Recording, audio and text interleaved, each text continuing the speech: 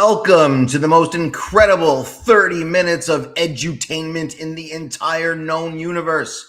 It's Morning Bytes with me, Stu Panansky, Violet Sullivan, and Jason Rebholz.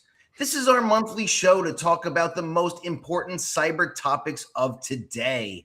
We talk about all things cyber, privacy, technology, and everyone's favorite cyber insurance.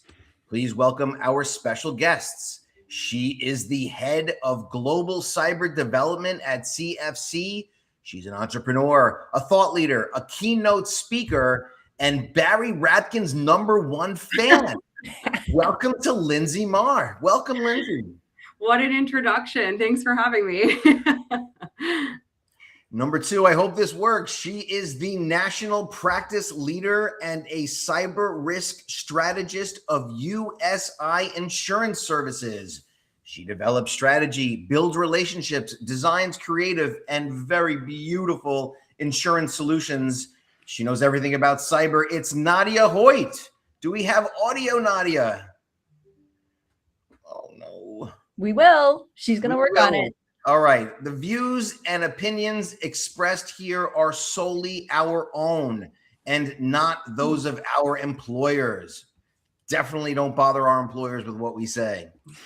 Thanks to our friends at the relentlessly rapid, exceptionally skilled, and strategically innovative cyber recovery consulting firm Phoenix 24, we're trying something new today, an audience giveaway.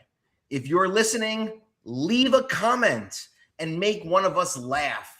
The first 3 comments to make one of us laugh wins a $100 Amazon gift card, some Phoenix 24 cool swag, and bragging rights for the rest of the year. That's right. Or the month. It's our show. We get to decide the winners, and there are no appeals. Let's get the conversation started. Jason, what has been on your mind since the holidays? Well, something pretty recent that I am very interested to get everyone's take on from a privacy perspective. So OpenAI, our favorite future robot overlord, just came out with a new feature called ChatGPT Health. And so their whole thing here is that they're saying 230 million people every week use ChatGPT to ask a health-related question. So they have come out with a new feature that is going to allow you to connect in your medical records and your wellness devices to give you more accurate information and guidance on any of the health questions that you might have. So, this could be things that are like understanding recent test results. It could be preparing for doctor's appointments, even getting just advice on diet or workouts, anything like that. But it's pulling in your medical information to do this. Now, before we go ham on them, because there's definitely some opinions here, one of the interesting things is that they're trying to take a secure approach with this by creating a separate workspace for it that is trying to just segment off some of that data so it doesn't leak back into your standard ChatGPT instance, but it can pull some of the context from your regular ChatGPT. So whatever you're using on the daily side. So if you're asking questions about, hey, like I'm getting ready to move or anything like that, it can actually draw that in and try to say like, oh, is this more of a stress indicator, that sort of thing. But I'm sure everyone has thoughts here on, what is this going to mean? And is this something you're going to use yourself? So I'm interested to hear your thoughts on it. Yeah, Violet, why don't you lead off? I know you're going to have an opinion on this. Well, I'll say it from a user perspective first, because you and I have a mutual friend who actually had a health folder in his GPT already. He already had different questions, and I asked different questions from a health perspective, but I choose what I ask in my prompts specifically and mostly put it in hypothetical terms, not giving it my exact vitals and details and biometrics. However, from a user perspective, they don't even make it easy. So even if there are privacy concerns, let's talk about the user interface didn't allow him to actually import any of his health information that he'd asked about. So preferences and specifics, he wouldn't let him input it into ChatGPT Health. So we already know there's an issue. And we're gonna get feedback. Interesting. Sam, call up Sam and give him feedback. Can I be the contrary opinion on this one? I don't think it's a terrible idea. I have to say that I think it gives access to information to people and an ability to manage and advocate for themselves from a healthcare perspective in a way that's never been available before. There are stories all over about people who put their blood test results into one of the LLMs and it comes back with information or warning signs to be on the lookout for, things that their doctors did not talk to them about. And then they would go back to their doctors and say, well, what about this? And it would open up an entire new avenue of exploration from a medical perspective.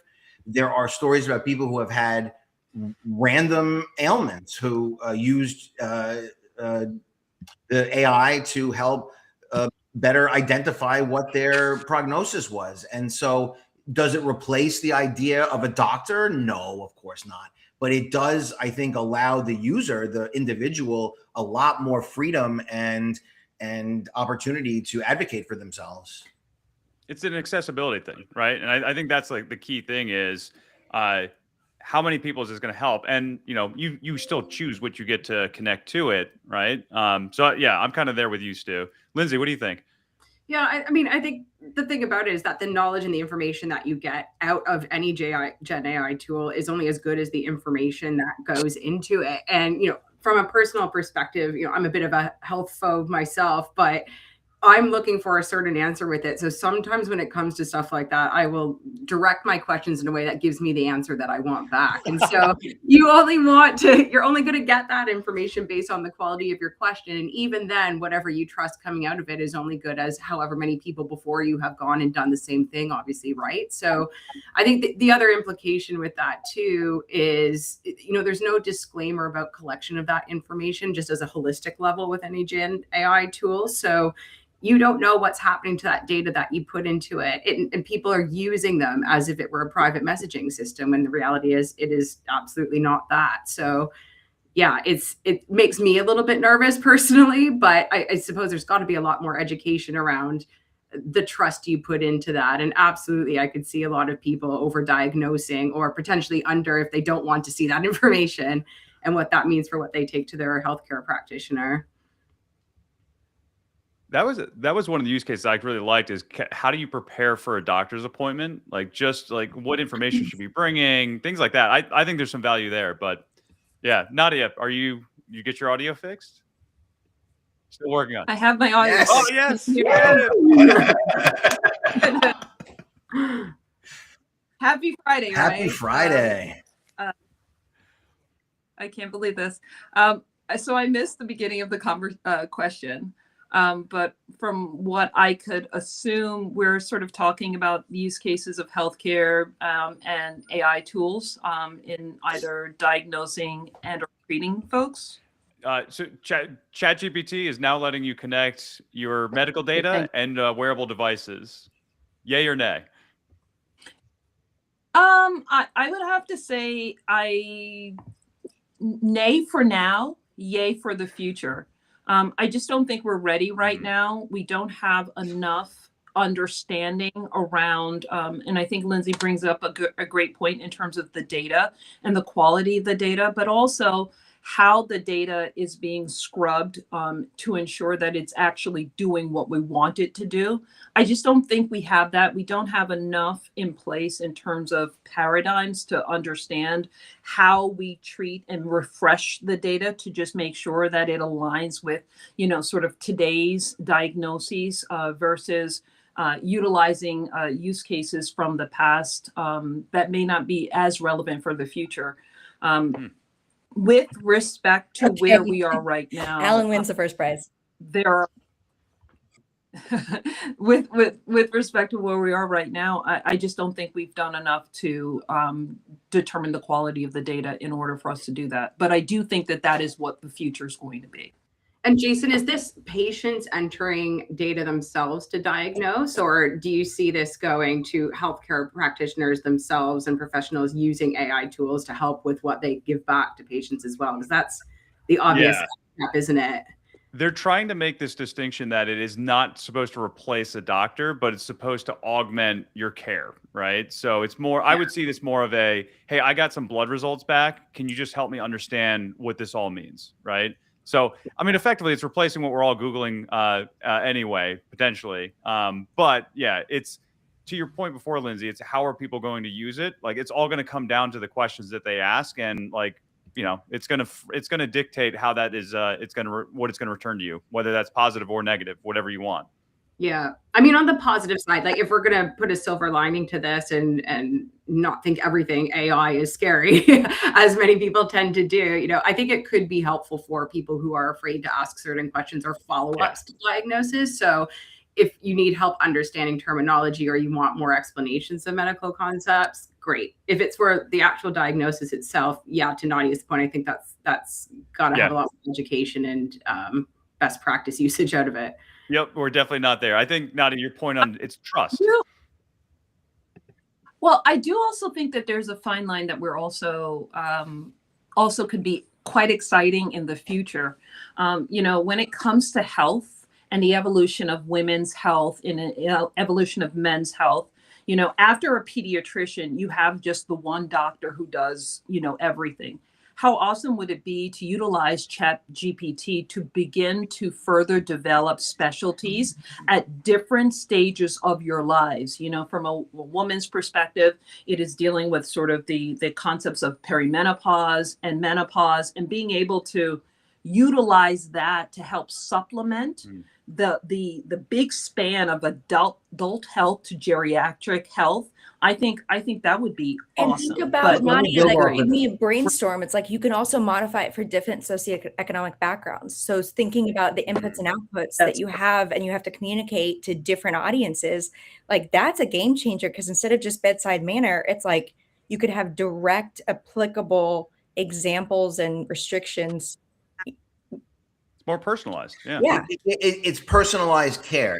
But we're too early. And that's the trend in a lot of industry sectors. So it's not just medicine and education as well. You know, the idea is to collect universal data on someone. So this way, not in a nefarious way to, you know, be all spooky, but to actually enable better life results.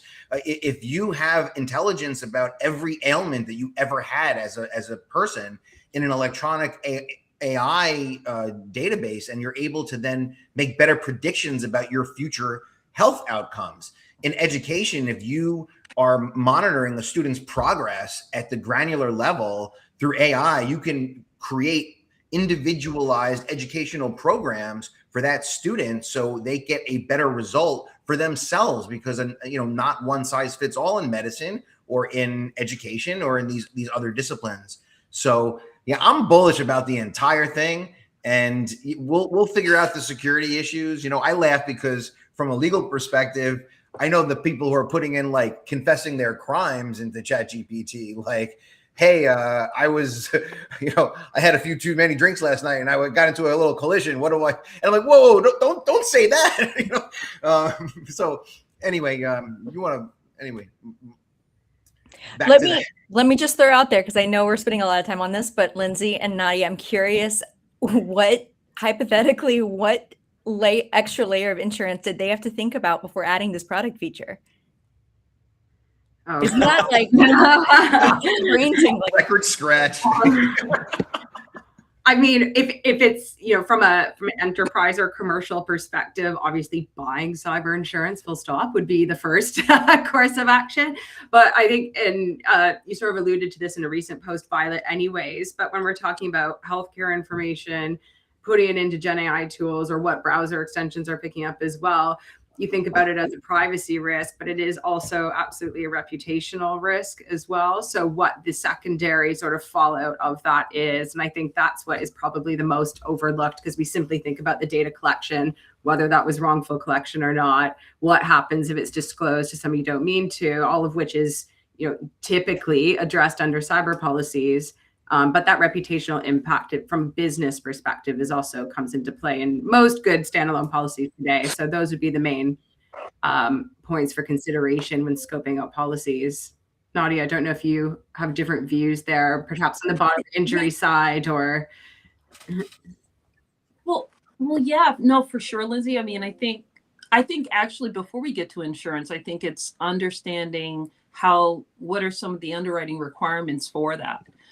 So I do think that being able to ensure that whether you're a user actively by virtue of your professional service or you're utilizing it as part of, you know, your everyday, almost like in an agentic way.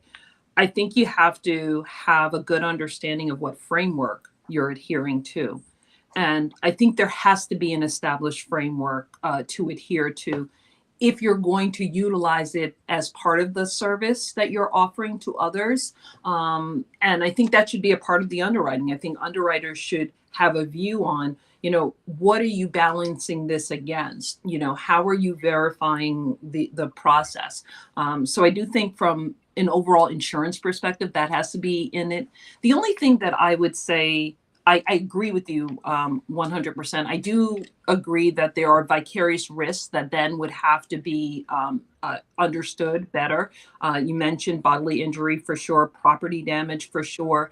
But I also think that some of the cyber risks, like the scope of data, you know, depending upon how you use it, is the scope of data, especially if the scope of data relates back to a specific regulation, whether it's federal regulation and or a state regulation, is that broad enough to really encompass the data that would carry forward in that particular, you know, for that particular tool? I'm not sure. I think it hasn't been exceptionally tested, but I do think that there are places where we may just want to think about, is it broad enough? There have been insurers that have just said that, you know, data is just anything that could identify an individual. But then there are a lot of insurers who have leaned into regulations as a verification tool of how they define data. So I think that yes, the tenets of the policy, you know, it's an open power. It's intended to really sort of trigger for it, but I do think that we may have to do some window dressing, and we had to do that you know, when we incorporated privacy, when we incorporated system failure coverage, when we incorporated all these other things, we had to do additional window dressing, and we may have to do that here. That's such a good point, Nadia. Like, and it's such a bounce with insurers too, because we're in, you know, what I'd say is a hyper competitive market right now. Every time there's a new word that comes across, AI, not a new word, but certainly new for insurance, which is traditionally very old school. But AI, quantum computing, deepfake, things that are typically already addressed under cyber policies, people want to see affirmative language for. And Stu, you probably are, you know, with your legal background, you very well clued up on this, but it does tend to, the more we affirmatively name things, the risk it has of suggesting that by naming them, we're not naming other things that come up. So you do get a lot of insurers who will broad blanket that and say, well, it's data. We're not going to define exactly what that data is because it could mean anything. We want to make sure we encompass as much as possible. And then you do have other insurers who take the approach of, all right, we're going to name every single thing that comes up because the client wants to see that, brokers are asking for it. So yeah, it's a fine balance between getting that right in the insurance market. Hey, Lindsay, let's stay with you and let's stay with some insurance. What are some stories that you've been paying attention to in the last few weeks? Yeah, I mean, the amount of articles in the last, I think, probably 2-3 months now, where, you know, the cyber insurance market, particularly in the US, exited a hard market cycle, the first hard market cycle in 2023, and the pendulum swung completely the opposite direction. We've now, in the US, there's over 200 markets selling a cyber insurance product. That's incredibly competitive. What it's done is nothing but good for the end client because they've got the optionality and they've got flexibility on where they place their insurance. But what it's also done is almost swing us too far in the opposite direction, that it is starting to come back around and sort of mirror the conditions that we saw going into 2020, where it was just before a hard market happened again. So premiums are as low as they ever have been. It's been more accessible than it ever has been. People are doubling limits and getting rate reductions for it. And I think great for the buyer, but sustainable, it's a bit risky at this point. And so a lot of the articles that I've focused on in the last few weeks, and, you know, we've come out with commentary on this as well, but it's been, are we poised for the next hard market in the US, and what is sustainable, and how do we not necessarily increase rates, but certainly hold the line, and make sure, we're doing good by the client and brokers not having to remarket year on year every single year, as I'm sure Nadia is very used to having done in her position, but making sure that we have something sustainable for, the next 25 years. So Nadia, that's a good pivot to you, coming from the broker side. But it is extremely competitive. Everybody's saying that the word soft market is probably uttered more times than any other phrase at the various cyber conferences. What is there something that needs to happen, or do you think something will happen, or what are your views there?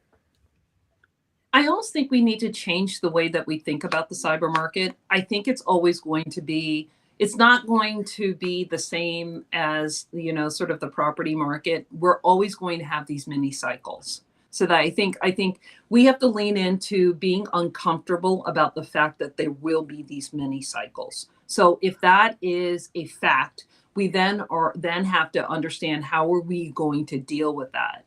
I agree with you, Lindsay, being just exceptionally reactive every single time to these markets and not really taking the time to better understand what we should be doing and how we should be growing in order to create something more sustainable is something that I think I'm a little, I would just say, uneasy with right now.